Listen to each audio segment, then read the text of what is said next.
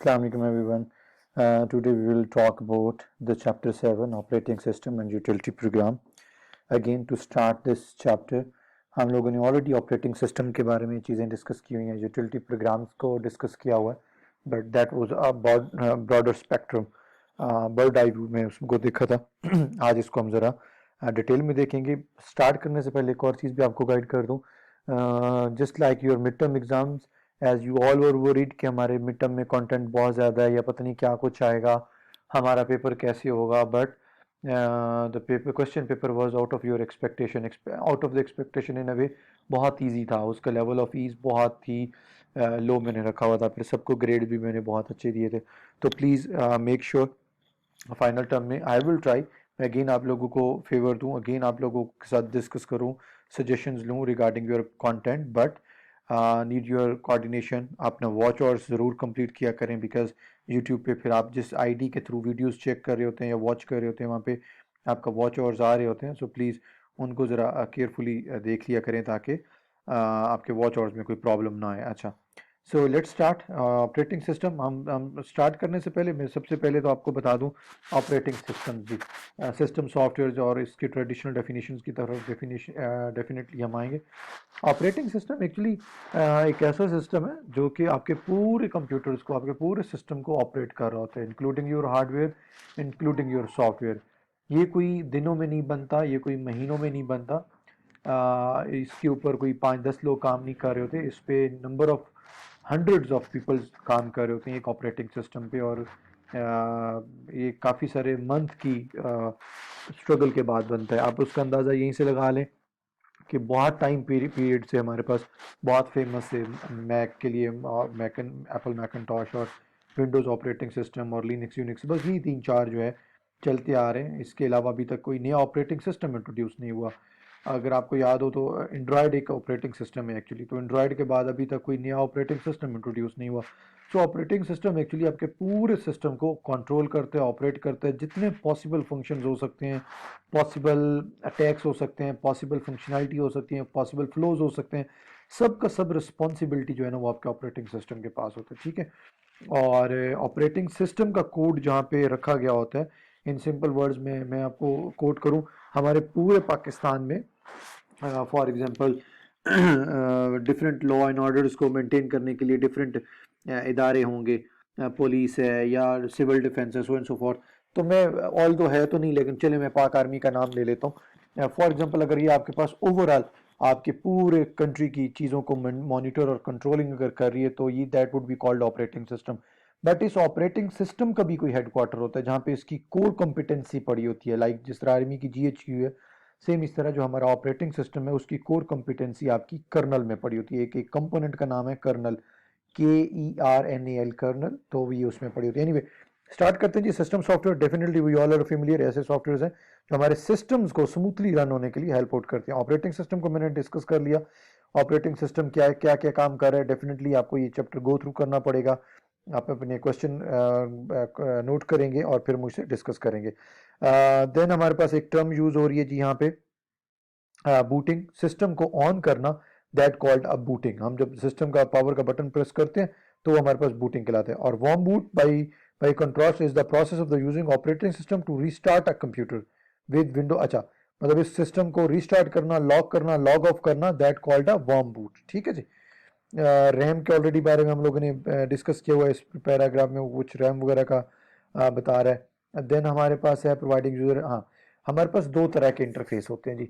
एक होता है GUI, ये जो आपको नज़र आ रहा है। फॉर एग्जांपल मैं अगर थोड़ा सा इसको जूम आउट करूं और अगर मैं आपको ये दिखाऊं, ये देखें, ये मेरे पास ऊपर इसका टाइटल बार नज़र आ रहा है। यहाँ पे मेरे पास plus minus, in simple word maximize, minimize, close करने के लिए बटन है, जूम करने के लिए बटन है, या मैं इसको और फॉर एग्जांपल मिनिमाइज करता हूँ, मैं यहाँ से कोई भी एक फाइल उठा के कॉपी पेस्ट करके कहीं पे भी रख सकता हूँ। तमाम तर चीज़ें आपको एक ग्राफिक यूज़र इंटरफेस पे नज़र आ रही हैं। So that was a graphic user interface, ठीक है। यहाँ पे हम सिंपल क्लिक के थ्रू चीज़ें मेंटेन कर रहे होते हैं। बट अगर मैं बात करूँ आपको रन शेल, सॉरी,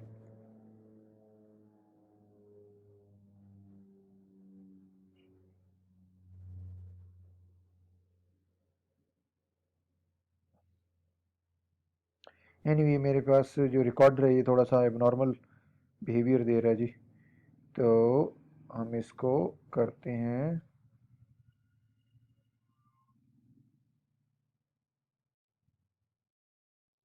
अभी क्या हो गया तुझे?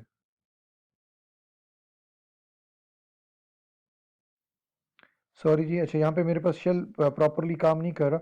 मैं आपको बता देता हूँ, आप अपने सिस्टम में जाएं, सिस्टम में स्टार्ट पे जाएं। स्टार्ट में ये जो आपका स्टार्ट होता है ना, स्टार्ट में जाके सी एम डी लिखें, C for cat, M for Malaysia, D for Denmark. C M D लिखेंगे तो आपके पास एक कमांड प्रॉम्प्ट नज़र आना स्टार्ट हो जाएगा। तो अब हमारे पास जब विंडोज़ अभी नहीं बनी थी तो हमारे पास जितने भी सिस्टम के अंदर एक सिस्टम से एक फोल्डर से दूसरे फोल्डर में जाना, कॉपी पेस्ट करना, तमाम तर एक्टिविटी कंट्रोल की जाती थी हमारे पास कमांड लाइन इंटरफेस के थ्रू। उसको हम सी एल आई भी बोलते हैं, सी एम डी भी बोलते हैं। कमांड इंटरफेस है, तमाम कमांड्स के थ्रू काम होता था। इवन कॉपी पेस्ट, फोल्डर को ओपन करना, whatever you are doing, ये बहुत डिफिकल्ट होता था।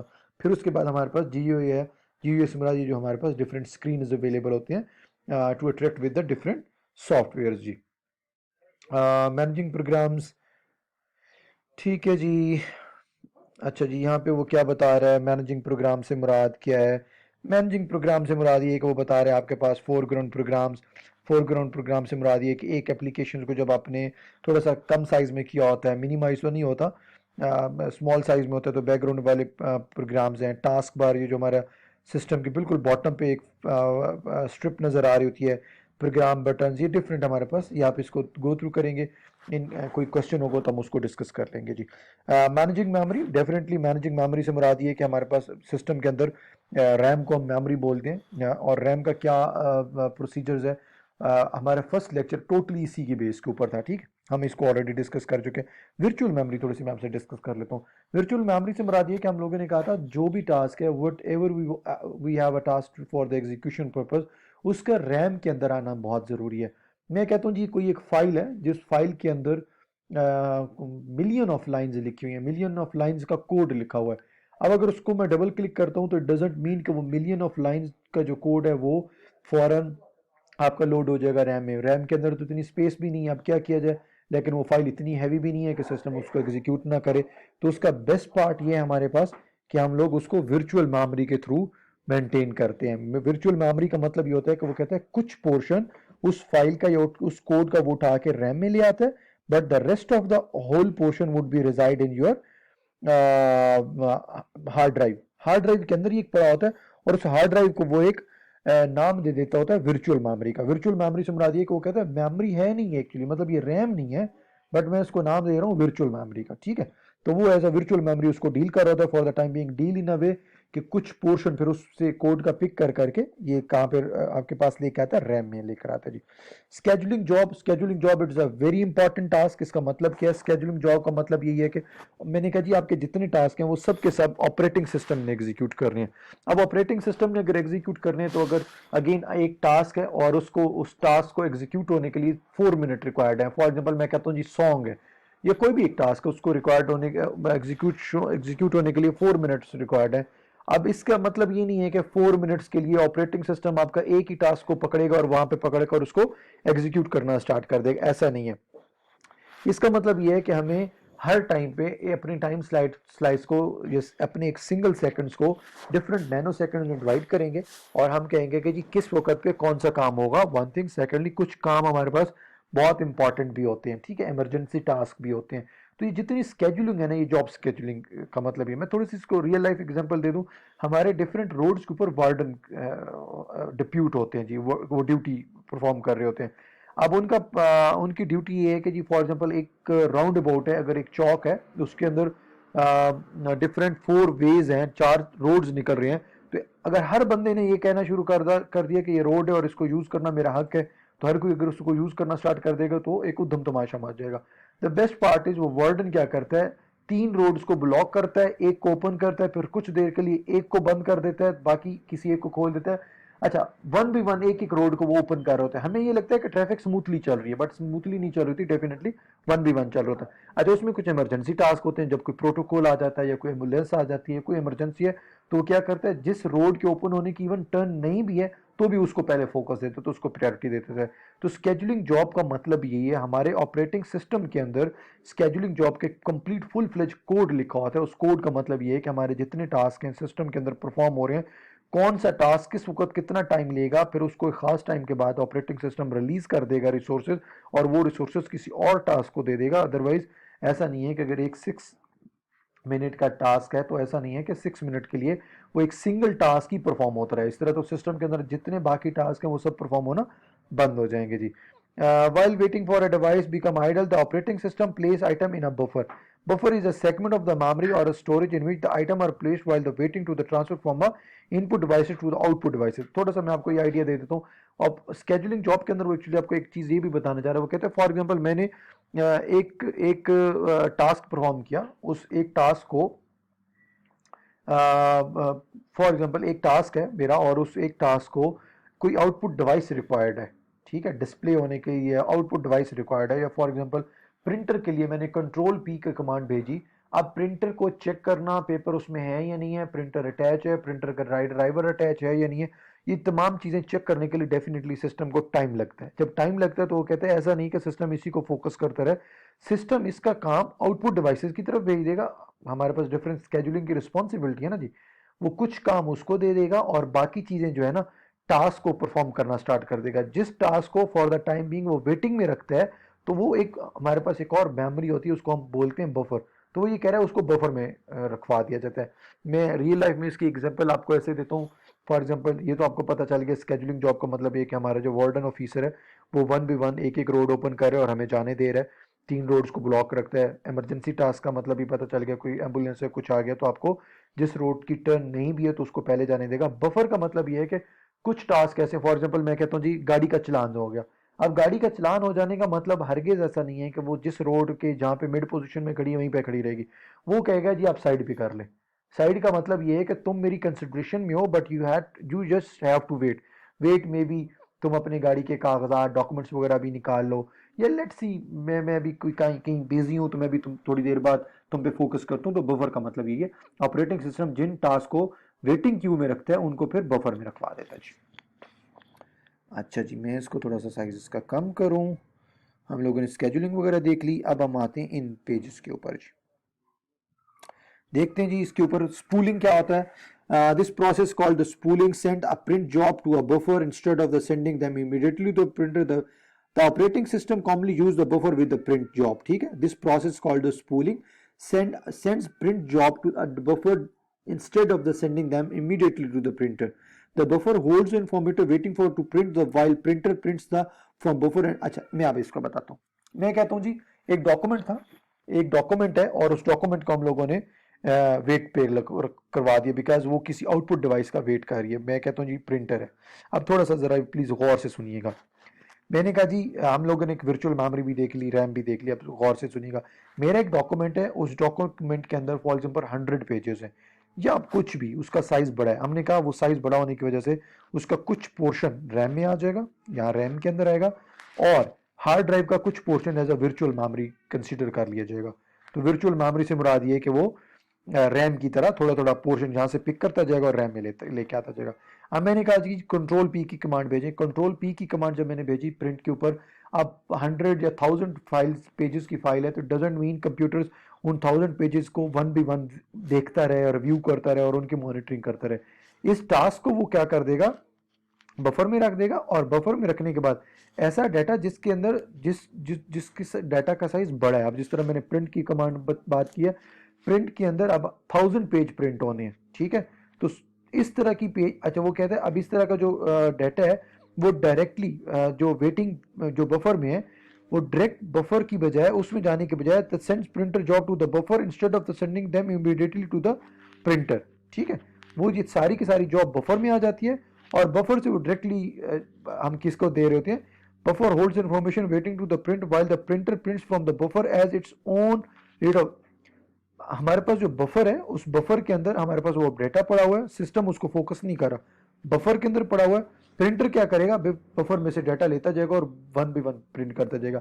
अब अगर ये बफर ना होता, रैम से पिक कर रहा होता, उसका लॉस क्या होना था, उसका लॉस ये होना था कि फॉर एग्जांपल प्रिंटर ने रैम से कोऑर्डिनेट करता, रैम उस वक्त किसी और टास्क को लोड करके परफॉर्म कर रही होती, प्रिंटर को वेट करना पड़ जाता, प्रिंटर कहता अच्छा जी इसका मतलब मुझे शायद कोई कमांड ही या डाटा ही नहीं मिला प्रिंट होने के लिए, तो वो फिर क्या कर देता, एक एरर शो करवा देता। सो दैट्स वाई इस काम से बचने के लिए हम लोगों ने क्या कर दिया, स्पूलिंग या बफर का कॉन्सेप्ट किया। क्यू का मतलब क्या होता है, एक टास्क, एक या multiple more than one task जो है वो जब एक लाइन में वेट कर रहे होते हैं, दैट कॉल्ड क्यू। ड्राइवर क्या होते हैं जी, मैं लास्ट टाइम भी बताया था, हम लोग ये जो जब स्टोरेज का चैप्टर पढ़ रहे थे, जब भी कोई हार्डवेयर कंपनी बनाती है, हार्डवेयर बनाने वाली कंपनी और है, सॉफ्टवेयर बनाने वाली कंपनी और है, बट जब एक मशीन के अंदर हार्डवेयर आता है तो मैं हार्डवेयर से जब मैंने इंटरेक्ट करना होता है तो मैंने किसी सॉफ्टवेयर के थ्रू इंटरेक्ट करता हूँ। ये जो GUI है, रिकॉर्डिंग सॉफ्टवेयर हैं, GUI है, मैंने राइट क्लिक किया, कॉपी पेस्ट किया, रिफ्रेश किया, दिस कॉल्ड GUI। तो एक ऑपरेटिंग सिस्टम या सॉरी एक इंटरफेस के थ्रू, सॉफ्टवेयर के थ्रू जब मैं एक हार्डवेयर से कम्युनिकेट करता हूँ तो डेफिनेटली हार्डवेयर की कंपनी और है और सॉफ्टवेयर की कंपनी और है, दोनों की प्रोग्रामिंग में डिफरेंस है। तो इन दोनों के दरमियान कम्युनिकेशन ब्रिज कायम करने के लिए वी नीड ए ड्राइवर्स। मेरी कम्युनिकेशन सॉफ्टवेयर की वाली लैंग्वेज को हार्डवेयर वाली लैंग्वेज में कन्वर्ट करता है और फिर हार्डवेयर वाली लैंग्वेज को सॉफ्टवेयर की लैंग्वेज में कन्वर्ट करता है जी। establishing an internet connection definitely पड़ी हुई है। monitoring performance, provide file management and other utility, controlling network, अच्छा नेटवर्क ऑपरेटिंग सिस्टम और द नेटवर्क को अच्छा डेफिनेटली मल्टीपल कंप्यूटर्स को जब हम अपनी ऑर्गेनाइजेशंस में जोड़ते हैं, कनेक्ट करते हैं ताकि हम आपस में एक दूसरे के साथ इंफॉर्मेशन शेयर कर सकें, that called the network operating system. फिर उन मशीन्स के ऊपर भी एक मास्टर मशीन होती है जिसको हम एडमिन का कंप्यूटर कहते हैं। एडमिन के पास कंप्लीट आपकी अथॉरिटी होती है, किसको कौन से राइट असाइन करने हैं, कौन से राइट नहीं असाइन करने हैं, तो ये सब चीज़ें नेटवर्क ऑपरेटिंग सिस्टम होती है। एडमिनिस्ट्रेटिंग सिक्योरिटी, यूजर्स को आईडी देना, पासवर्ड असाइन करना, यूजर नेम असाइन करना, ये सब उसका काम होता है। पासवर्ड्स वगैरह ये सब आप लोग खुद रीड कर लेंगे और क्वेश्चन में मुझे बताएंगे। Operating system utility program already हम लोगों ने कहा था, also called the utility, the type of system software that allow a user to perform maintenance type task. Utility system software ऐसे सॉफ्टवेयर हैं जो सिस्टम को एग्जीक्यूट होने में हेल्प आउट करते हैं। सिस्टम सॉफ्टवेयर के अंदर फर्दर कैटेगरी हमारे पास कौन सी थी, यूटिलिटी प्रोग्राम, जैसे जो हमारे सिस्टम्स को मेंटेनेंस के लिए यूज होते हैं, that called the utility programs. For example हम कहते हैं जी utility for the managing file, utility for the backup file, फाइलों को मैनेज करना, उनका बैकअप रखना, अनवांटेड फाइल को रिमूव करना। डीफ्रेगमेंटिंग डिस्क, इस टर्म का मतलब ये होता है कि आपकी हार्ड ड्राइव की 4 पार्टीशंस हैं, अब आपने डी डी फ्रेगमेंटेशन करनी है, तो इट मीन्स कि आप अपनी ड्राइव को 2 करना चाहते हैं, 3 करना चाहते हैं, या 4 ड्राइव को ही उनकी स्पेस थोड़ी सी कम या ज़्यादा करना चाहते हैं, तो दैट कॉल्ड द डीफ्रेगमेंटेशन। या सिस्टम के अंदर एंटीवायरस, वायरस, फायरवॉल, अटैकिंग, इस तमाम चीज़ों की जो सेटिंग करना है जिन सॉफ्टवेयर को थ्रू करते हैं, that called utility programme. File manager ये को आप पढ़ लेंगे, सर्च यूटिलिटी, सर्चिंग के लिए हमारे पास यूज़ होती है। थंबनेल का ऑलरेडी आपको आइडिया होगा, इमेज व्यूअर के अंदर वो थंबनेल की एक टर्म यूज़ कर रहा है, ठीक है जी। नहीं आइडिया होगा तो don't you worry, please hesitate नहीं करना, feel free to ask me. अच्छा, अब हम लोगों ने जाना है जी इस पेज के ऊपर अनइंस्टॉलर। अनइंस्टॉलर का मतलब है कि किसी भी सॉफ्टवेयर को, हमारे जो प्रोग्राम्स हैं उन प्रोग्राम्स को हमारे ऑलरेडी, अभी कहाँ पहुँच गए,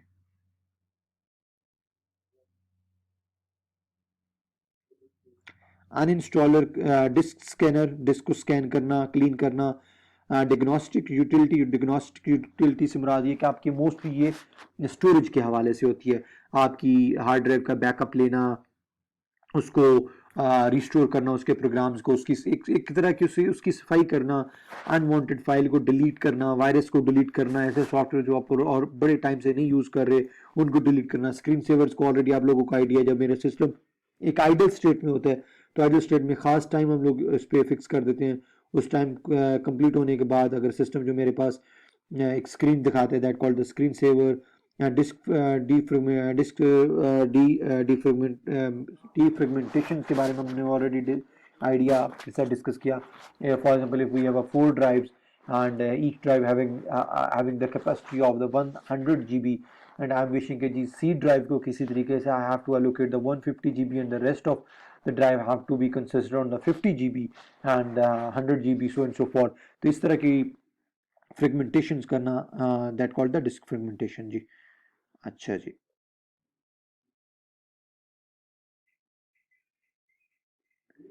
देन हमारे पास है yes yes yes yes. Type of operating system है स्टैंड लोन है। स्टैंड लोन से मुराद ये कि एक ऐसा ऑपरेटिंग सिस्टम जिसको एग्जीक्यूट होने के लिए, जिसको रन होने के लिए कोई और सपोर्टिंग सॉफ्टवेयर की जरूरत नहीं पड़ती, मतलब इंडिविजुअली वो काम करता है। That called the stand loan software. जिसकी ये डिफरेंट एग्जांपल्स हैं, विंडोज एक्सपी, विस्टा, ये तो चीज़ें ऑब्सलीट हो गई। विस्टा वगैरह शायद आप लोगों ने नहीं देखी होगी। तो ये हमारे पास स्टैंड लोन होते हैं। नेटवर्क का मतलब क्या होता है? Categories of operating system. Network ऐसे ऑपरेटिंग सिस्टम जिनको एग्जीक्यूट होने के लिए आपको नेटवर्क की जरूरत पड़ती है। लिनक्स यूनिक्स जो है वो नेटवर्क बेस है, फाइन। स्टैंड लोन की भी इसकी एक टाइप होती है, नेटवर्क भी। अच्छा, एक और मजे की बात, विंडोज हमारे पास स्टैंड लोन भी है बट नेटवर्क, अच्छा डेफिनेटली मैंने अभी बताया ना जी, मल्टीपल कंप्यूटर्स को आपस में कनेक्ट की जाए ताकि आपस में हम कम्युनिकेशन कर सकें, that called a network, fine. अब मल्टीपल जब कंप्यूटर्स आपस में हम कनेक्ट कर देंगे तो डेफिनेटली हर कोई उद्यम तमाशा मचा देगा ना कि नेटवर्क पे मेरी पहले कम्युनिकेशन होनी चाहिए, मेरा पैकेट पहले जाना चाहिए, मेरा मैसेज पहले पास होना चाहिए, बाकी लोगों को क्यू में रहना चाहिए। फॉर एग्जांपल एक नेटवर्क है, ऑर्गेनाइजेशन के अंदर 50 लोगों का नेटवर्क है और उन 50 लोगों को 2 प्रिंटर लगा के दिए गए, एक प्रिंटर लगा के दिया गया। अब मैं कहता हूँ नहीं जी, इससे पहले जिसकी भी प्रिंट की कमांड आई हुई है उसको ज़रा डिस्कार्ड कर दो, मेरे पहले कमांड भेज दो और मुझे जनाब प्रिंट कर दो। ये कोई कोई भी इस तरह की डिफरेंट प्रायोरिटी सेट हो सकती है। तो उस नेटवर्क को भी मेंटेन करने के लिए definitely we need operating system, ताकि हमारे नेटवर्क के ऊपर जितनी ट्रैफिक चल रही है उसको मेंटेन करे। So that's why we need network operating system. तो मैं यहाँ पे आपको एग्जांपल ये दिखाना चाह रहा हूँ। स्टैंड अलोन में डेफिनेटली हमारे पास विंडोज की ऑपरेटिंग सिस्टम्स हैं, बट नेटवर्क को मैनेज करने के लिए एंटी सर्वर, विंडो 2000 सर्वर, ये डिफरेंट सर्वर बेस्ड हमारे पास ऑपरेटिंग सिस्टम है जो नेटवर्क को यूज करते हैं। अच्छा, अब मैं बात करता हूँ जी एम्बेडेड सॉफ्टवेयर। एम्बेडेड सॉफ्टवेयर एक ऐसे सॉफ्टवेयर होते हैं जिनको एग्जीक्यूट करने के लिए किसी न किसी चीज के साथ एम्बेड करना पड़ता है। फॉर एग्जाम्पल मैं कहता हूं जी मोबाइल है, ठीक है, या मैं कहता हूं एम्बियंस है, सेबियन है, एम्बेडेड लिनक्स है, पाम ओएस है। एक ऐसे सॉफ्टवेयर हैं जिनको ऑलरेडी किसी डिवाइस, किसी मशीन या किसी और सॉफ्टवेयर के साथ एम्बेड करेंगे तो वो एग्जीक्यूट होंगे, अदरवाइज वो एग्जीक्यूट नहीं होंगे जी। आप इनकी प्लीज ये जरा पढ़ लेंगे स्टैंड लोन। अच्छा, इनकी सिर्फ डेफिनेशन पढ़नी है चैप्टर्स में, बहुत डिटेल में नहीं जाना।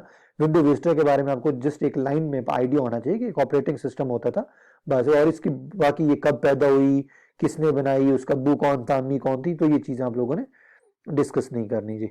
अच्छा, यूनिक्स लिनक्स के बारे में जस्ट सिंपल आपने एक यूनिक्स लिनक्स को एक लाइन में देखना है कि एक ऑपरेटिंग सिस्टम है और किस काम के लिए यूज होता है। बाकी इसकी और कोर फंक्शनलिटी में आप लोगों ने नहीं जाना, that would be the out of the scope. Network operating system वो लोगों ने बात कर ली। The operating system on the most PD and the small devices called embedded operating system resides on the RAM ROM chip. Popular embedded operating system includes Windows CE, Windows mobile. अच्छा, मैं इसकी थोड़ी सी आपको एग्जांपल दे दूं। For example embedded operating system से मुराद ये कि एक ऐसे सिस्टम जो किसी भी मशीन के अंदर, भी मैंने बताया ना, डिपेंडेंसी भी होती है और स्मॉल फंक्शनैलिटी होती है और किसी भी मशीन में एम्बेड कर दिए जाते हैं। प्रीवियसली वी वर टॉकिंग, हमारा जो ओवन है that is embedded operating system. एक दफा एम्बेड कर दिया बस, आपने कोई लंबी चौड़ी उसमें फंक्शनैलिटी आपके पास अवेलेबल नहीं है, आप चेंजेस नहीं कर सकते। कैलकुलेटर है, ओवन है, इस्त्री है, आयरन है हमारे पास, फ्रिज है, एसी है, डिफरेंट एसी के जो रिमोट है, these are the type of embedded operating system. Antivirus program, definitely virus से बचने के लिए एंटीवायरस प्रोग्राम हम लोग यूज कर रहे होते हैं। Yes, spyware remover. Spyware is a program placed on a computer without the user knowledge that's secretly collect the information about the user. Spyware एक ऐसे सॉफ्टवेयर हैं यूजर्स को पता भी नहीं होता और हम उसके कंप्यूटर पे इंस्टॉल कर देते हैं और वो with the passage of time वो हमें इंफॉर्मेशन पास ऑन करते रहते हैं। आपकी स्क्रीन का स्क्रीनशॉट लेते रहते हैं, आपकी जो की लॉगर है, फॉर एग्जांपल आप जितनी कीज प्रेस करते हैं उसका एक लॉग मेंटेन करके मुझे सेंड करते रहेंगे, तो दैट कॉल्ड द स्पाईवेयर। और स्पाईवेयर रिमूवर से क्या होगा, यूटिलिटी के अंदर हिस्सा ये भी चीज आती है कि ऐसे सॉफ्टवेयर हमारे पास अवेलेबल होते हैं जो हमारे कंप्यूटर के अंदर स्पाईवेयर को आइडेंटिफाई करते हैं और फिर उसको डिलीट करते हैं। Adware is a program that display an online advertisement in a banner or a pop-up window on a web page or email। और स्पाईवेयर रिमूवर, अच्छा एडवेयर का मतलब क्या है, हमारी जो डिफरेंट एडवर्टीजमेंट हमें नजर आ रही होती हैं। अच्छा जी, इंटरनेट फिल्टर्स। इंटरनेट फिल्टर से मुराद ये है कि आप डिफरेंट अपने ब्राउजर्स की सेटिंग में जाके डिफरेंट फिल्टर्स अप्लाई कर देते हैं। ट्रेडिशनली हमारे हम फैमिली के अंदर हम जैसे कहते हैं हमारे बच्चों को प्रोनोग्राफी या अब्यूजिव कंटेंट, इन चीज़ों से बचने के लिए हम लोग डिफरेंट फिल्टर्स अप्लाई करते थे कि ये इस तरह के जो लिंक्स हैं वो कभी ओपन ना हो।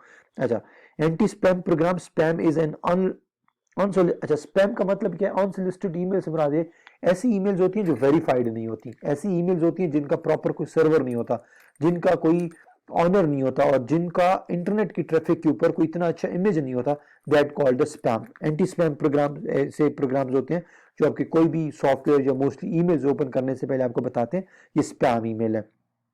Web filters, web filtering software जो आपको बता दिया मैंने। फाइल कन्वर्जन, फाइल कन्वर्जन जिस तरह हम एमएस वर्ड से पीडीएफ में जाते हैं तो that called the file conversion. File compression, file compression से मुराद ये हमारे पास बहुत दफा बहुत बड़े साइज की एक फाइल होती है और हम उसको कंप्रेस करते हैं। आपको आइडिया होगा, आप लोगों ने आर फोल्डर देखा होगा, ठीक है? तो this is the best example of file compression. Compression से मुराद ये कि फॉर एग्जांपल मेरा डाटा अगर 100 जीबी है तो डिफरेंट फाइल कंप्रेशन सॉफ्टवेयर हैं, उनके थ्रू मैं कंप्रेस करके वो 100 जीबी को, हो सकता है मैं 90 जीबी पे ले आऊँ, हो सकता है मैं 85 जीबी तक ले आऊँ। बहुत ज्यादा कंप्रेस नहीं करता, बहुत माइनर सा डिफरेंस आता है, बट डिफरेंस आता है जी। फाइल कन्वर्जन डिस्कस कर ली। Media player, CD DVD burning के बारे में डेफिनेटली हम लोगों ने स्टोरेज के चैप्टर में डिस्कस किया था। मीडिया प्लेयर के बारे में यू ऑल आर फेमिलियर। अच्छा, और इसमें कुछ रह तो नहीं गया जी? Personal computer maintenance, different softwares भी हैं जिसमें तमाम स्पाईवेयर, एडवेयर, सब सो एंड सो फॉर सब चीज़ें आ जाती हैं, आप उनको यूज़ कर सकते हैं जी। अच्छा, मैं अब ज़रा जल्दी से आपको टर्म्स वाले जगह पे लूँ ताकि मैं जहाँ से हमें पता चल जाएगा कोई चीज़ हम लोगों ने मिस तो नहीं की। एडवेयर हम लोगों ने बात कर ली, anti spam software, anti backup utility, booting, buffer, CD, cold boot, command line interface, defragmentation. ये कोल्ड बूट आप लोगों ने प्लीज जरूर देख लेना, ये मैं आप लोगों से वाइवा में भी पूछूंगा, ठीक है? डायग्नोस्टिक यूटिलिटी, डायग्नोस्टिक यूटिलिटी से मुराद ये है कि आप जब इस तरह के सॉफ्टवेयर इंस्टॉल करते हैं तो आपके सिस्टम के अंदर ये डायग्नोज करके आपको बता देते हैं आपके सिस्टम में किस फोल्डर में, किस फाइल में, कहाँ पे हार्मफुल डाटा पड़ा हुआ है, कहाँ पे चीजें ऐसी हैं जहाँ पे उनकी सफाई होनी है, डिलीट होने वाला कंटेंट पड़ा हुआ है, ये आपकी कंप्लीट डायग्नोज करके देता है। अच्छा जी, डिफ्रेगमेंटेशन हम लोगों ने पढ़ ली, disk scanner, drivers, embedded operating system, fault tolerant operate computer. Fault tolerant computer से मुराद ये कि बहुत सारे आपके कंप्यूटर्स में अभी भी जो एडवांस ऑपरेटिंग सिस्टम्स हैं इनके अंदर ये फैसिलिटीज है कि अगर ये माइनर सा कोई अटैक हो जो इसके कंट्रोल में हो तो ये उस अटैक को खुद कंट्रोल भी करता है, सर्वाइव भी करता है और आपका सिस्टम जो है शट डाउन नहीं होने देता। बट जो बड़ी ऑर्गेनाइजेशंस हैं जहाँ पे बड़े साइज के सिस्टम्स चल रहे होते हैं, डेफिनेटली उनका फिर ये जो फॉल्ट टॉलरेंट कंप्यूटर है इनके अंदर, अच्छा ये फॉल्ट टॉलरेंट कंप्यूटर एक्चुअली इसको आप इनहांस भी करवा सकते हैं with the help of different hardware and the software. जो बड़ी ऑर्गेनाइजेशन है जिस तरह जैज है, यूफोन है, टेलीनॉर है, ये सेंसिटिव ऑर्गेनाइजेशन है, उनमें भी ये फिर fault tolerant computer high and लगे होते हैं जिनके अंदर different attacks, different fault, different network down होने की जो कैपेबिलिटी है उससे वो बचाते हैं उसको। फाइल कंप्रेशन हम लोगों ने पढ़ ली, फाइल कन्वर्जन पढ़ ली, file manager, folder, GUI, image viewer, job, Linux, log on, Macintosh operating system, media player, memory management, network operating system हम लोगों ने देख लिया, operating system, personal computer, personal firewall, queue हम लोगों ने देख ली, पॉपअप ब्लॉकर्स जरूर देख लीजिएगा। मैं ये भी आप लोगों से मैं आप लोगों को वाइवेटली नहीं टर्म्स में से ले रहा हूँ, ठीक है? Keep in mind. क्यू हम लोगों ने डिस्कस की, कुछ टर्म्स मैंने जानबूझ के भी छोड़ी और कुछ वैसे मिस भी हो गई, डेफिनेटली हमें एक एक लाइन तो नहीं पढ़ रहा था तो, बट अगेन वाइवा स्टार्ट करने से पहले आपके तमाम क्वेश्चंस का पहले आंसर करूंगा और उसके बाद हम वाइवा पे आएंगे जी। Spooling, spyware, system software, Unix, Trojan horse एक ऐसा वायरस की टाइप होती है जो आपके सिस्टम में आता है और वहां पे आके उसकी डेथ हो जाती है। टॉर्जन हॉर्स के बारे में एक बहुत फेमस मूवी थी ट्रॉय, इंग्लिश मूवी है ट्रॉय के नाम की। लेट मी सी, मेरी रिकॉर्डिंग चल रही है जी? यस चल रही है। ट्रॉय मूवी है, इंग्लिश मूवी, अगर आप लोगों ने नहीं देखी तो उसको आप देखिएगा। उसमें टॉर्जन हॉर्स का कॉन्सेप्ट दिया गया है। दो डिफरेंट नेशंस होती हैं, दो डिफरेंट लोग होते हैं, कबीले होते हैं, ट्राइब्स होते हैं जिनके आपस में लड़ाई होती है। एक ट्राइब जो है या एक जो आर्मी है वो एक किले में रहती है और उस किले को दूसरी आर्मी जो बाहर से अटैक कर रही है उस किले को कंकर करना उनके लिए बहुत डिफिकल्ट होता है। तो वो जो किले के अंदर लोग रह रहे होते हैं वो देवताज वगैरह को, गॉड्स वगैरह को बहुत मानते हैं। तो ये लोग क्या करते हैं, एक लकड़ी का बहुत बड़ा सा घोड़ा बनाते हैं और उसमें अपनी फौजें छुपा देते हैं और वो घोड़ा ला के महल के बाहर खड़ा कर देते हैं। बादशाह जब रात को देखता है या सुबह के वक्त देखते हैं तो वो कहते हैं अच्छा हम जंग जो लड़ रहे हैं फौजों के साथ तो हमारे देवता की गॉड्स की तरफ से, देवता की तरफ से हमें एक मदद मिल गई है और उसने हमारे लिए एक घोड़ा भेजा है, तो हम जल्दी से उस घोड़े को महल के अंदर लें। तो महल के अंदर ले जाते हैं, जैसे महल के अंदर जाते हैं तो घोड़े को तोड़ते हैं, लकड़ी का होता है, आर्मी उसको तोड़ के, जो दूसरी पार्टी की फौज है वो अंदर बैठी होती है, वो जल्दी से उस घोड़े की लकड़ियां तोड़ती है, वुडन पीसेस को ब्रेक डाउन करती है और उस महल को अंदर से उसके दरवाजे खोल देती है, जिससे बाहर वाली फौज अंदर आ जाती है। सो बात लंबी हो गई थी। ट्रोजन हॉर्स का मतलब ये है कि एक ऐसा वायरस है जो किसी अटैकर्स के लिए एक रास्ता बनाता है। वो आप ये ट्रोजन हॉर्स किसी न किसी फाइल, किसी न किसी पैकेट्स, किसी न किसी सॉफ्टवेयर के थ्रू आपके सिस्टम में आता है, लैंड करता है और यहाँ पे आके उसकी डेथ हो जाती है। बट जिस लाइन के थ्रू ये आता है, जिस रास्ते के थ्रू ये आता है, तो पीछे दूसरे अटैकर्स के लिए जहां जहां फायर वॉल्स हैं, जहां जहां पे आप लोगों ने सिक्योरिटीज अप्लाई की हुई हैं, उनको ये खत्म करके आता है। तो पिछले जो अटैकर्स है उसके लिए रास्ता बनाता है। अनकम्प्रेस, अनइंस्टॉलर, अनकम्प्रेस का मराद ये कोई जो हमारी कंप्रेस हुई फाइल है हम उसको अनकम्प्रेस करते हैं। User interface, utility, virtual memory, virus, worm boot, web filtering, Windows, worm, zipped file. ये जिप्ड फाइल और कंप्रेस फाइल ऑलमोस्ट सेम होती हैं जी। अच्छा जी, ठीक है, और कोई ऐसी तो नहीं रह गई, बस ठीक है। ये आप लोगों का चैप्टर प्लीज़ मैंने एंड कर दिया है, और इस चैप्टर में आप लोगों ने इसकी एक्सरसाइज को देख लेना है, true false, multiple choices, and definitely you have to go through your terminology, जो एट द एंड हमारे पास जो टर्म्स दी गई थी, ठीक है जी, ये वाली टर्म जो दी गई, ठीक है। सो कोई भी क्वेश्चन हो please feel free to ask me and don't you worry. अभी आप लोगों की तरफ से डिफरेंट क्वेश्चंस आए हैं रिगार्डिंग योर फाइनल टर्म, तो प्लीज फाइनल टर्म को भी डिस्कस करना बंद कर दें। अभी हम अपना पहले कंटेंट पूरा कर लें, वन थिंग। सेकेंडली, कुछ एक दो स्टूडेंट ने कहा जी हमारे क्रेडिट और पूरे हो गए और कुछ कुछ ऐसी, तो प्लीज क्रेडिट और अभी हमारे पूरे नहीं हुए। द रीजन इज बीच में हमारी कुछ क्लासेस हम लोगों ने नहीं मिली हुई हैं, जिसमें डिफरेंट क्लासेस में डिफरेंट स्टूडेंट्स की तरफ से रिक्वेस्ट आई थी कि सर हमें प्लीज़ फ्री कर दें या कुछ ऐसा। तो या एक दो दफ़ा मैं भी बिजी था, तो वो उस वजह से भी हमारी अभी क्लासेस मिस हैं। तो अभी प्लीज़ आप में से कोई मुझे ये ना बार बार मैसेज करके बताए क्रेडिट आवर्स पूरी हो गए, ये चीज़ें पूरी हो गई हैं। I am a teacher, I have authority, मुझे बहुत अच्छे से पता है मेरे कितने क्रेडिट आवर्स हैं और मेरे कब क्रेडिट आवर्स पूरे हो रहे हैं और मेरे कितने लेक्चर्स कब पूरे हो रहे हैं। ये चीज़ें मैं पहले कंप्लीट कर लूँ। अगेन मैं आपके ऊपर कोई चीज़ें अज्यूम या सपोज नहीं कर रहा, या मैं आप लोगों के ऊपर कोई चीज़ें इम्पोज सॉरी नहीं कर रहा कि आप लोगों ने सब के सब कंटेंट करना है। कंटेंट पहले हम अपना कवर कर लें, चैप्टर्स कवर कर लें, at the day and again हम एक ऑनलाइन मीटिंग्स रख लेंगे, सबसे ओपिनियन ले लेंगे अगर टाइम मिला मुझे तो। ओपिनियंस लेने के बाद आपका फाइनल कंटेंट जो वो मैं कंप्लीट कर दूंगा, या फाइनल कंटेंट आपको अनाउंस कर दूंगा, ठीक है।